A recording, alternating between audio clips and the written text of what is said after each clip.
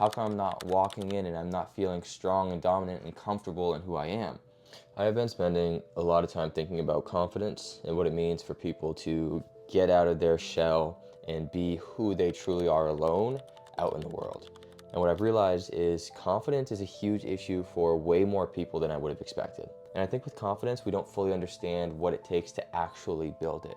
We have all these gurus online and all these people saying, do affirmations and look yourself in the mirror and just stand up straighter and you'll feel better and you'll be more confident, and listen to this 10-minute video on how to find confidence instantly before your interview. And I don't think any of that works. I think some of it works to hype up your dopamine or your testosterone or whatever for maybe 20 minutes, but afterwards, that's all going to fade away. I think that is not actually boosting confidence, and there's some other things we need to understand so we can build true confidence that is unwavering and it will be rock solid anytime you need it. Self-trust is going to be your foundation. So let's look at that with trusting other people first.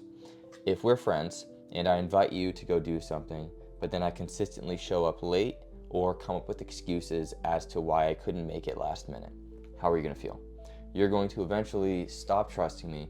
You're going to start to not want to make plans with me anymore because you're going to be skeptical and you're going to go, oh, well, Chris isn't going to show up. Chris is going to be an hour late, so we don't really need to rush to get there at exactly 4 o'clock and get there more like, 4:45, maybe even 5:15. Your trust for me is going to diminish. The stock you put in our relationship is probably going to start to fade also. And this is something we do to ourselves all the time.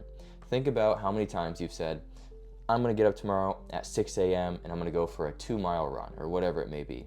And then the alarm goes off and you realize I actually didn't sleep as well as I wanted to, and now I kind of feel like rubbish and I'm just going to snooze and we'll try and do it again tomorrow.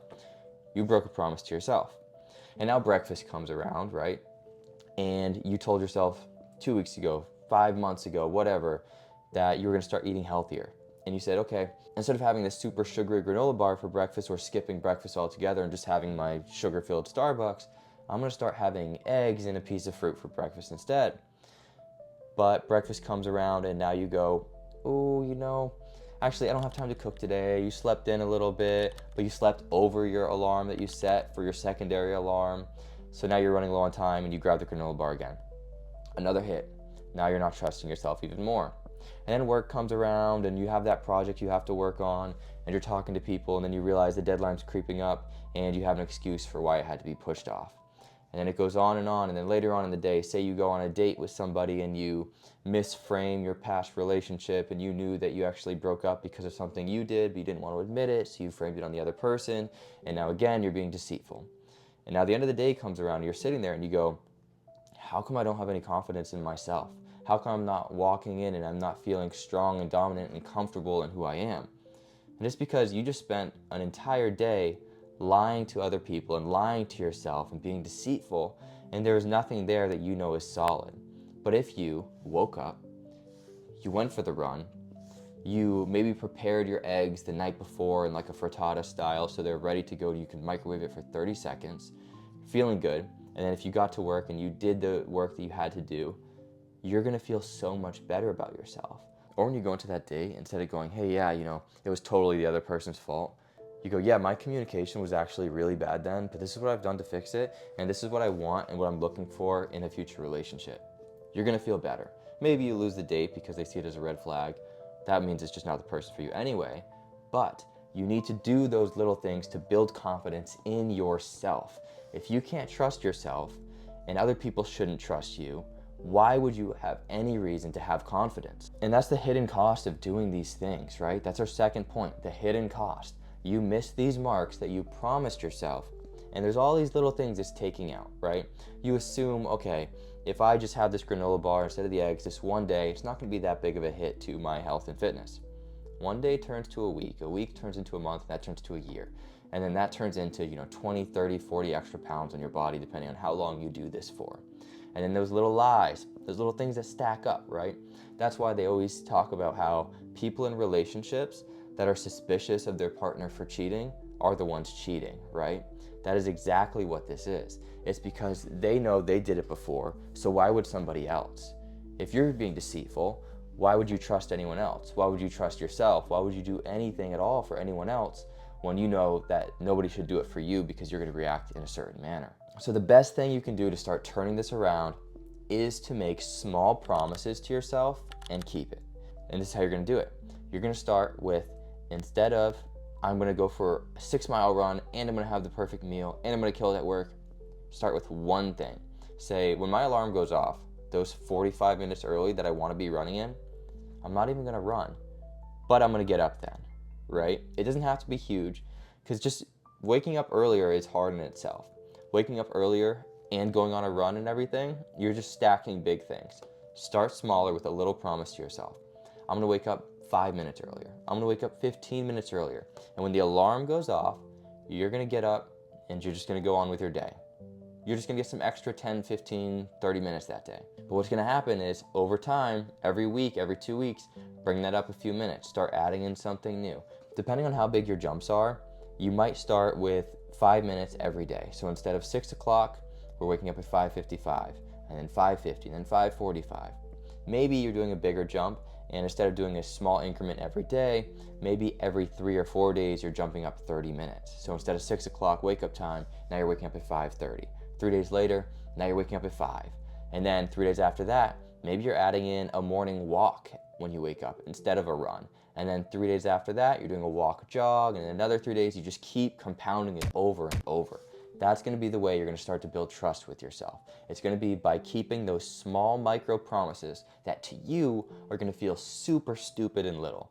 But in your confidence, in who you are internally, in your internal dialogue, they're going to stack and they're going to make a massive difference over time. And that's going to be the 5th point here. Stop making massive promises that you probably won't keep to yourself. If I say, hey, I'm going to start running 50 miles a week, but right now I'm only running 5, my body's going to break, I'm going to get hurt, I'm not going to be able to check those boxes, and then it's a promise I couldn't keep. We bite off too much. Say New Year's comes around, right? And someone goes from never going into the gym to going into the gym 5 days a week. We all know it only lasts a few weeks because it's just a massive shock to the system of their life.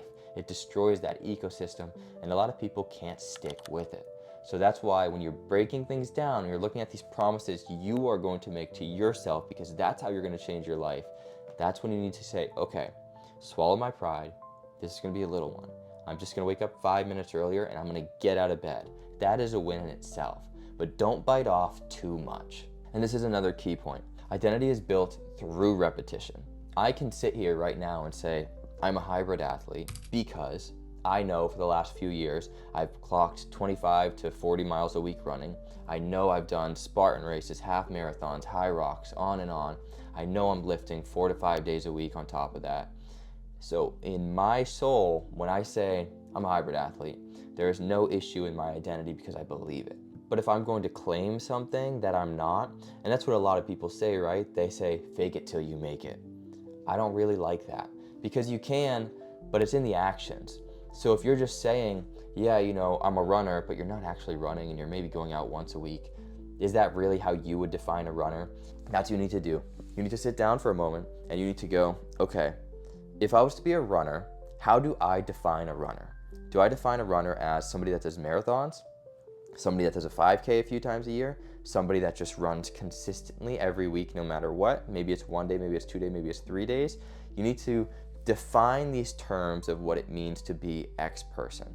What does it mean to be reliable? What does it mean to be a runner? And then you need to follow through on that. That way, through that repetition, then you find comfort in your identity and it starts to become who you truly are. And finally, when you're in those moments and you're struggling and you fail, because you will, because we all do, because we are human, give yourself a little bit of grace. It doesn't have to be a lot, right? And it doesn't mean that ripple effect of, I had a cookie today and cheated on my diet, so it's fine if I have 2 more later and then I have 1 tomorrow, and then that's how you ruin an entire trend. Give yourself a little bit of grace. You're gonna do better the next day, you're gonna tighten it back up. And if you failed again because the step you were taking is too big, then dial it back. If you keep failing over and over, keep dialing it back a little bit until you can lock that in for a week. And then make that step a little bit bigger. Don't overstep, give yourself some grace, address the problems in your life so you can find self-confidence again and really build it up so it's rock solid, and you will become that person where you're walking into a room, you're walking into an interview, and you no longer worry about your confidence.